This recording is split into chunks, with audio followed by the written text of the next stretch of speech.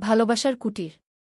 সাঁঝের বেলায় যখন আকাশ লাল রঙে সেজে উঠত, তখন গ্রামের এক ছোট কুটিরের জানলায় বসে থাকত মা আর তার ছেলে অয়ন। মায়ের নাম ছিল রমা। রমার চোখে ছিল এক রাজ্যের স্বপ্ন, আর অয়নের চোখ জুড়ে ছিল মায়ের প্রতি অগাধ ভালোবাসা। রমা সেলাইয়ের কাজ করে সংসার চালাত। সামান্য রোজগারে তাদের দিন চলত কোনোমতে। অয়ন প্রায়ই মাকে দেখত রাতের পর রাত জেগে সেলাই করতে। একদিন অয়ন তার মায়ের পাশে এসে ছোট্ট হাতে মায়ের ক্লান্ত হাতটা ধরে জিজ্ঞেস করে, মা, তোমার এত কষ্ট হয় কেন? রমা হেসে উত্তর দেয়, কষ্ট কোথায় রে সোনা?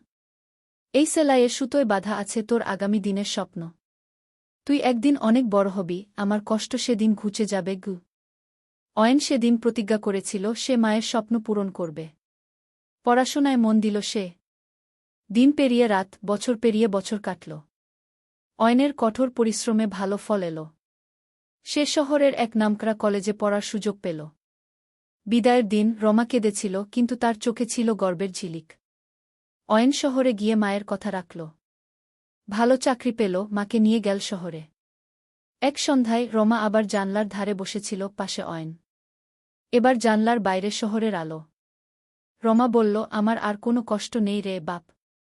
তুই আমার স্বপ্ন পূরণ করেছিস গি। অয়ন মায়ের হাতে হাত রেখে বলল, তোমার ভালোবাসা আর বিশ্বাসই আমার জীবনের আসল শক্তি মা গি। এমন আরও সুন্দর সুন্দর ভিডিও পেতে চ্যানেলটি সাবস্ক্রাইব করে আমাদের সাথেই থাকুন। ধন্যবাদ।